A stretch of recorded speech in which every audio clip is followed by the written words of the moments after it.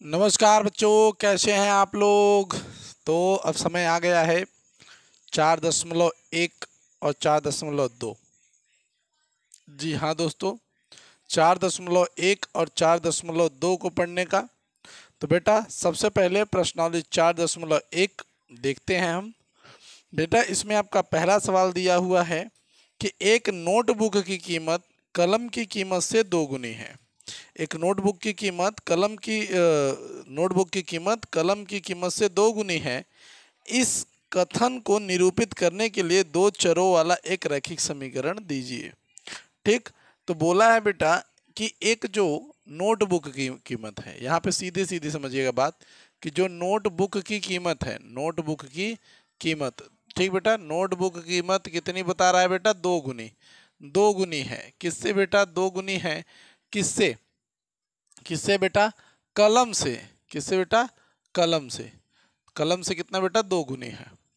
ठीक, अर्थ ये है बेटा कि अगर हम सवाल पर हल लिखें और लिखें कि माना माना कलम की कीमत माना कलम की कीमत माना कलम की कीमत कितनी है बेटा? एक्स रुपए हो। खुद सोचिए, अगर इसकी हम लिखें एक्स रुपए हो, ठीक, एक्स रुपए हो, तथा तथा नोटबुक की कीमत कितनी बेटा? नोटबुक की कीमत आप चाहे तो ऊपर नीचे भी कर सकते हैं, कोई दिक्कत नहीं है। ठीक, नोटबुक की कीमत वाई रुपए हो। कितना बेटा? वाई रुपए है। तो आप खुद सोचिए, अगर हम x बराबर यहाँ पे y रखें तो क्या आपस में बराबर है? नहीं बेटा। क्यों नहीं बराबर है? खुद सोचिए।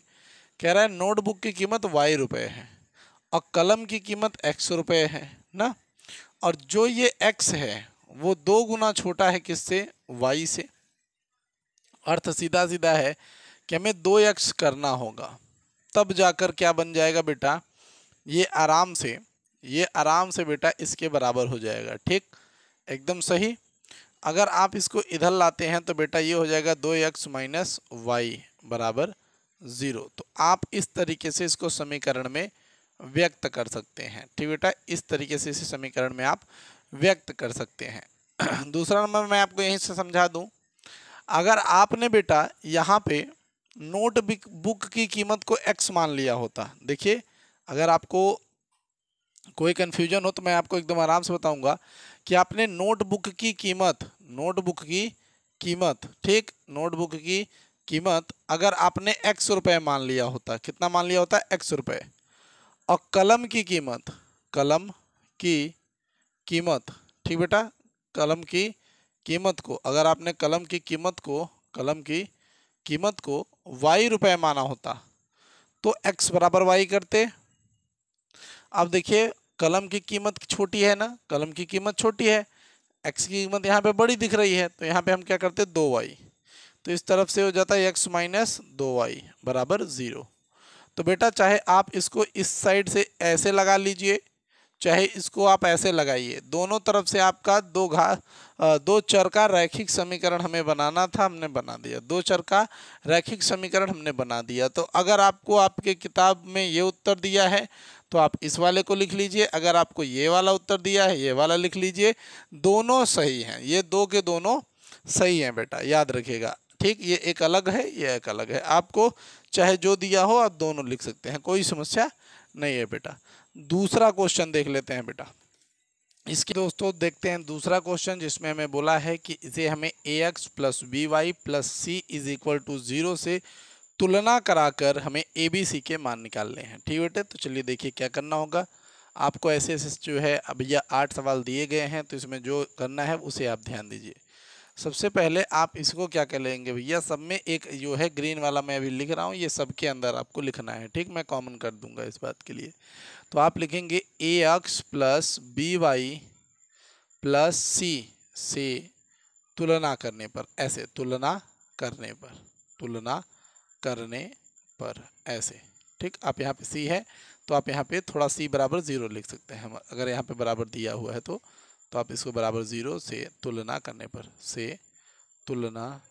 पर क्या करेंगे? तुलना करने पर, ऐसे तुलना करने पर आप ऐसे लिख देंगे।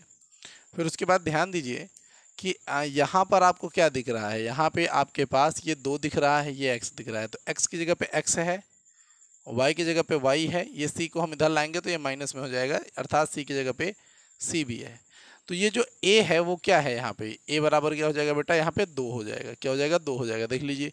फिर यहाँ पे देखिए आप b बराबर आप देखेंगे तो आपके लिए b का मान क्या हो जाएगा बेटा, 3 हो जाएगा, और c का मान देखेंगे तो बेटा वो क्या हो जाएगा, माइनस में आएगा, क्योंकि ये प्लस वाला है, जब हम इसको इधर लाएंगे, जब इसको हम बराबर के इधर लाएंगे तो किस में आएगा, माइनस में आएगा, तो -3.5 ये बार लगा लीजिए, ये ऐसे हो जाएगा। ठीक इसी तरीके से देखिए इसको भी जब हम लिखेंगे तो सेम आपको यही चीज़ याद रखिएगा, आपको यही चीज़ बार बार सब में लिखना है, सब में इसी चीज़ को लिखना है। मैं कंपलसरी इसके लिए आपको बता देता हूँ कि आपको सब में इसे लिखना है, इसमें भी और इसमें भी। ये आपके सारे के सारे क्वेश्चन में आप पहले इसको लिखेंगे, उसके बाद ही आप सवाल करिएगा। तो अगर हम यहाँ पर देखेंगे तो ये a बराबर हमारे पास 1 है, ये कितना है बेटा, 1 है।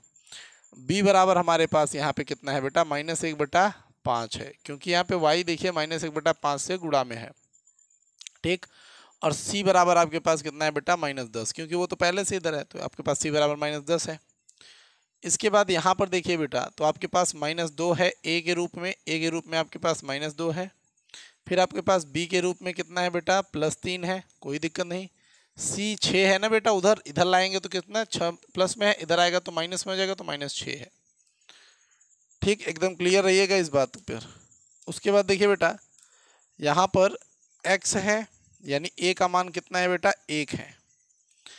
y है, यानी b बराबर कितना है बेटा, इसको इधर लाएंगे तो ये -3 है, पर c तो है ही नहीं इसमें, यानी c बराबर 0 माना जाएगा बेटा, c नहीं है तो c बराबर 0 कर लीजिए।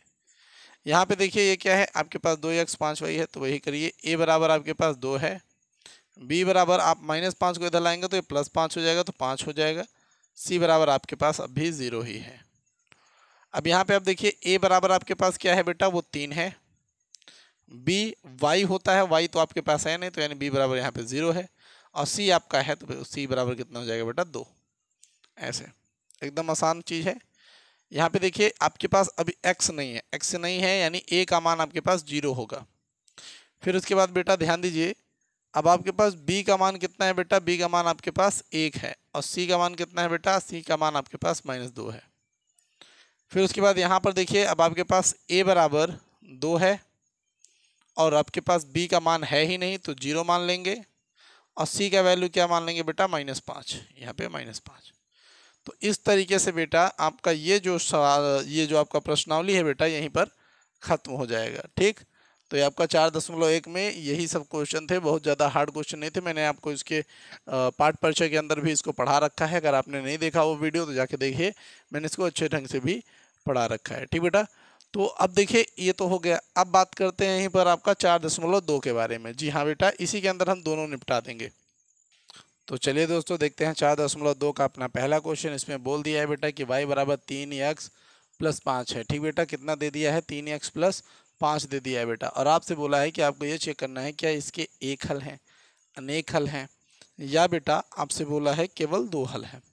तो पहली बात तो मैं आपको बता दूं, जो चर रैखिक समीकरण होता है उसका एक हल नहीं होता, पहली चीज ना, उसके 2 हल होते हैं, उसके बहुत सारे हल होते हैं। कैसे होते हैं देखिए, अगर मैं यहाँ पे x बराबर 0 मानूंगा, मान लीजिए x बराबर मैंने 0 मान लिया, तो y बराबर 3 × 0 + 5, यहाँ पे उत्तर तुरंत आ जाएगा, y बराबर कितना बेटा, 5, क्योंकि ये आपका 0 हो जाएगा, 0 + 5।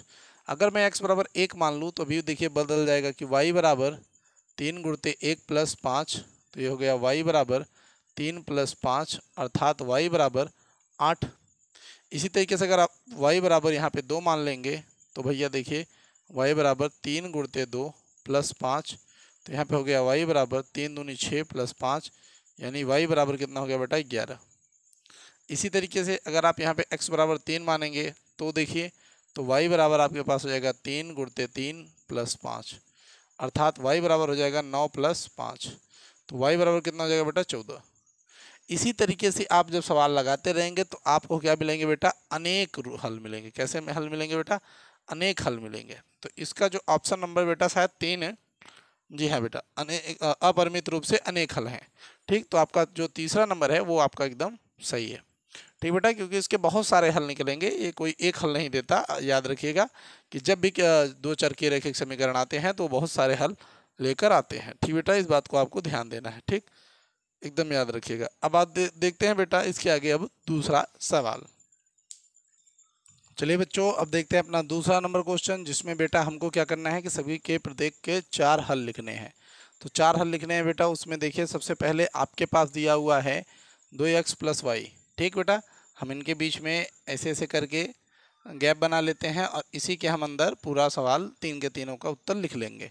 सबसे पहले देखिए यहाँ पे दिया हुआ है, तो मान लेते हैं, देखिए करिए क्या, आप ये करिए बेटा कि आप y को उधर भेज सकते हैं, या तो आप चाहें 2x को उधर भेज लीजिए। चलिए, तो y बराबर हम अगर इसको उधर भेज देते हैं तो 7 - 2x हो जाएगा ये। ठीक, इसे हम समीकरण 1 नंबर घोषित कर सकते हैं। अब देखिए अगर हम x बराबर 0 रखते हैं, अगर हम x बराबर 0 रखते हैं तो क्या होगा। देखिए तो यहाँ पे y बराबर 7 - 2 गुणते 0, तो y बराबर 7 - 0, तो y बराबर कितना बेटा 7। यानी अगर बेटा हमने ये देखा कि अगर हम x बराबर 0 रखते हैं, अगर हमने x बराबर 0 रखा तो y बराबर हमें कितना मिलेगा बेटा 7 मिलेगा। ये हमने देखा। ठीक, इसी तरीके से देखिए अगर हम बेटा यहाँ पे x बराबर 1 रखते हैं तो क्या होगा। तो देखिए x बराबर 1 रखते हैं तो इसी पर रखा जाएगा बेटा, याद रखिएगा। तो y बराबर यहाँ पे 7, y बराबर 7 - 2 गुणते 1 x था, तो y बराबर 7 - 2 जो कि आ गया है बेटा क्या 5, तो ये हो गया 5। अब इधर अगर आप ध्यान देंगे तो अगर हम x का मान कितना लेंगे बेटा 1 लेंगे तो y बराबर कितना आएगा बेटा 5, तो 1, 5, ये आपका दूसरा उत्तर इस तरीके से आ जाएगा। फिर उसके बाद देखिए बेटा अगर आप x बराबर 2 ले लेते हैं तो क्या होगा। तो यहाँ पे देखिए आपके पास y तो ऐसे ही है, फिर 7 - 2 गुणते 2 ले लीजिए, तो y बराबर यहाँ 7 - 4 और ये हो गया बेटा क्या 3। ठीक, तो यानी अगर आप यहाँ पे x बराबर 2 लेंगे तो y बराबर ऑटोमेटिक आपका क्या आ जाएगा बेटा 3 आ जाएगा, तो यहाँ पे 2, 3 ऐसे हो जाएगा। फिर उसके बाद अगर आप यहाँ पे x बराबर 3 ले लेते हैं, मान लेते हैं कि अगर आपने x बराबर 3 ले लिया तो देखिए तो y बराबर 7 - 2 गुणते 3, तो y बराबर हो जाएगा बेटा 7 - 6 बराबर 1। ठीक बेटा, तो यानी यहाँ पे क्या हो जाएगा बेटा x बराबर 3 लेने पर y बराबर कितना आ रहा है 1 आ रहा है, यानी यहाँ पे 3, 1 हो जाएगा ऐसे करके। ठीक बेटा, अब देखिए अगर हम यहाँ पर ध्यान दें तो सेम फिर से वही कर सकते हैं, y को इधर छोड़ के बाकी उधर हम भेज सकते हैं। तो y बराबर हमारे पास यहाँ पे हो जाएगा 9 - πx ऐसे। तो अगर हम यहाँ पे बेटा x बराबर 0 रख दें, x बराबर 0, तो यहाँ पे हो जाएगा y बराबर 9 - π गुणते 0, तो उत्तर हो जाएगा बेटा क्या 9। क्या हो जाएगा बेटा 9। यानी हमारे पास यहाँ पे अगर हम x बराबर 0 रखते हैं तो हमारे पास क्या आता है 0, 9 ऐसे। उसके बाद देखिए अगर हम x बराबर यहाँ पे 1 रख देते हैं तो क्या हो जाएगा, आपको इसी पे मान रखना है। तो यहाँ पे क्या हो जाएगा बेटा y बराबर 9 - π गुणते 1, तो आपका वैल्यू हो जाएगा पाई बराबर 9 y बराबर 9 - π। अर्थ सीधा सीधा है कि अगर आपने यहाँ पे 1 रखा तो y का मान हो जाएगा कितना 9 - π ऐसे। ठीक, एकदम क्लियर। अब देखिए अगर हमने x बराबर यहाँ पर 2 रख दिया तो क्या होगा, तो y बराबर 9 - π गुणते 2, तो उत्तर हो जाएगा y बराबर 9 - 2 π। ठीक, तो यहाँ पे क्या उत्तर बन के आ जाएगा आपके पास कि 2, 9 - 2 π ऐसे। ठीक, अब देखिए अगर आप x बराबर 3 रख देते हैं तो x बराबर 3 रख देंगे तो क्या होने वाला है, x बराबर 3 रखेंगे तो y बराबर 9 - π क्रॉस 3, तो y बराबर 9 - 3 π। फिर यहाँ पे क्या बेटा देखिए अब आपके पास यहाँ पे हो जाएगा 3, 9 - 3 π ऐसे। ठीक बेटा, तो 4 चीज़ आपके पास फिलहाल यहाँ पे हल आपको मिल गया। अब इधर तो सब कुछ सेट ही है, तो करना कुछ नहीं है, बस y बराबर 0 रख लीजिए एक बार। तो x बराबर 4 गुणते 0, यानी x का वैल्यू कितना हो गया 0। यानी अगर आप x का मान 0 आ रहा है तो y का मान भी 0 आ रहा है। फिर आपका देखिए y बराबर अगर आप y बराबर यहाँ पे 1 रख देते हैं तो x बराबर 4 गुणते 1 यानी x का मान क्या हो जाएगा 4, यानी x का मान 4 और y का मान 1। ठीक, फिर आप y का मान अगर यहाँ पे 2 रख रहे हैं तो देखिए तो x बराबर 4 गुणते 2 यानी x बराबर क्या हो जाएगा बेटा 8, यानी 8, 2 यहाँ पर हो जाएगा। ठीक, फिर देखिए y बराबर अगर आप 3 रख रहे हैं तो x बराबर 4 गुणते 3 तो x बराबर हो जाएगा कितना बेटा 12, तो यहाँ पे क्या हो जाएगा बेटा 12, 3 ऐसे। ठीक बेटा, तो आपके पास ये जो है 4 हल मैंने दे दिए। अब इसके आगे बेटा देखते हैं अपना तीसरा नंबर क्वेश्चन। चलिए बेटा देखते हैं तीसरा नंबर क्वेश्चन। तो तीसरा नंबर क्वेश्चन क्या कहता है बेटा, ध्यान से सुनिएगा। कह रहा है कि हमें चेक करना है कि इसमें एक समीकरण दिया हुआ है जो कि ऊपर आपको मैंने लिख दिया है कि x माइनस 2y बराबर 4, इसमें से कौन इस समीकरण का हल है, ऐसा इसने पूछा है। तो चलिए हम चेक करते हैं कि कौन सा हल है। तो अगर हम यहाँ पे पहला वाला देखें, इस पहले वाले को देखें कि पहला वाला हल है या नहीं, तो यहाँ पे x की वैल्यू क्या दिया हुआ है बेटा 0 और y की वैल्यू क्या दिया हुआ है बेटा 2। तो अगर ये हम मान लें कि ये हल है तो इसका मतलब ये है कि भैया इसका पूरा वैल्यू 0 आ जाना चाहिए, 4 आ जाना चाहिए। देखिए x है तो x की जगह पे 0 लेते हैं माइनस, फिर 2 लिया है हमने और फिर y का वैल्यू कितना है देखिए 2 लिया बराबर 4। तो यहाँ पे क्या आ रहा है बेटा देखिए 0 माइनस 4 बराबर 4। ठीक, सीधी सीधी बात है, अन्ना वरना आप सीधे सीधे ये समझ सकते हैं कि भैया ये देखिए आपस में ऐसा आना चाहिए, पर यहाँ पे -4 नहीं आया बराबर किसके 4 के, अर्थात सीधा सीधा है। आप लिखेंगे कि 0, 2 x माइनस 2y बराबर 4 का हल नहीं है, का हल नहीं है, ऐसे कि हल नहीं है। ठीक, ये ऐसे हो गया। फिर उसके बाद देखिए हम दूसरा नंबर देख लेते हैं। दूसरा नंबर में क्या x का वैल्यू कितना है बेटा 2 है और y का वैल्यू कितना है बेटा 0 है। तो यहाँ पे क्या है बेटा, अगर हम लेफ्ट हैंड साइड ही यूज़ करें, केवल लेफ्ट हैंड साइड ये आपका है LHS, अगर इसी का बस यूज करें तो x माइनस 2y है जिसे बराबर कितना आना चाहिए 4। ठीक, तो हम LHS ही अगर ले लें, LHS ही हम ले लें, लेफ्ट हैंड साइड ले लें। इसी तरीके से आप इसको भी करिएगा, जो मैंने ये किया मैंने ऐसे कर दिया, पर आप लेफ्ट हैंड साइड लेकर भी कर सकते हैं। तो अगर आप ऐसा करेंगे तो x का मान कितना है बेटा 2 माइनस 2 और y का वैल्यू 0, तो 2 माइनस 0 इज इक्वल टू 2। तो यहाँ पे क्या गया बेटा कि जो LHS है वो नहीं बराबर आया किसके बेटा RHS के, किसके बराबर नहीं आया RHS के। अर्थात हम ये कहेंगे कि जो हमारा दूसरा नंबर था क्या था 2, 0, वो x माइनस 2y बराबर 4 का हल नहीं है, का हल नहीं है, ऐसे हल नहीं है। ठीक, अब यहीं पर हम तीसरा नंबर वाला भी लेके देख लेते हैं। तो तीसरा नंबर वाला लेंगे तो क्या होगा, तीसरा नंबर लेंगे तो x बराबर 4 हो जाएगा और y बराबर कितना हो जाएगा बेटा 0। अब अगर आप देखें तो हमारे पास है x माइनस 2y बराबर 4, हम लेफ्ट हैंड साइड ले लेंगे x minus 2y। x minus 2y क्या है बेटा, x का मतलब 4 माइनस 2 गुणते 0 बराबर 4। तो यही था हमारा कुल मिला के। अब ये देखिए 4 माइनस 0 और उत्तर कितना आ गया 4, यानी लेफ्ट हैंड साइड हमारा राइट हैंड साइड के बराबर आ चुका है। अर्थात हम ये कह सकते हैं कि जो हमारा 4, 0 है वो x माइनस 2y बराबर 4 का हल है। तो ये हल हमको मिल गया कि भैया ये तीसरा वाला इसका हल था। अब देखिए यहीं पे आपका चौथा नंबर सवाल में क्या दिया हुआ है। तो चौथा नंबर दिया हुआ है बेटा x बराबर आपको बोल दिया है करणी में 2 और y बराबर बोल दिया है कितना बेटा 4 करणी में 2, और सूत्र सवाल है बेटा x माइनस 2y बराबर 4। अगर आप लेफ्ट हैंड साइड लेते हैं तो ये x माइनस 2y, ठीक, देख लीजिए आप यही लेंगे और x की जगह पे आप लिखेंगे करणी में 2 माइनस 2 गुणते y का वैल्यू कितना है बेटा 4 करणी में 2। तो यहाँ क्या हो जाएगा बेटा, देखिए यहाँ पे आपके पास हो जाएगा करणी में 2 माइनस 4 दूनी 8, 8 करणी में 2 और ये घट के हो जाएगा बेटा -7 करणी में 2, जो कि LHS is equal to not RHS आया। ठीक, तो आपको पता है फिर क्या, तो ये भी इसका हल नहीं है। ठीक, उसके बाद देख लीजिए हम देख लेते हैं अपना पाँचवा नंबर में आपके पास x का वैल्यू कितना आ रहा है बेटा 1 और y का वैल्यू भी कितना 1। तो x माइनस 2y बराबर 4। हमने लेफ्ट हैंड साइड अगर उठा लिया तो x का वैल्यू कितना हो जाएगा 1 माइनस 2 बराबर 4 आएगा, कभी नहीं आ सकता। तो यानी यहाँ पे देखेंगे तो आप 1 माइनस 2, तो यहाँ पे उत्तर कितना बनेगा बेटा, केवल -1, यानी LHS नहीं बराबर आया किसके, RHS के। तो सीधी बात है कि ये भी इसका उत्तर नहीं है, यानी उत्तर कौन सा सही था बेटा, तीसरा नंबर।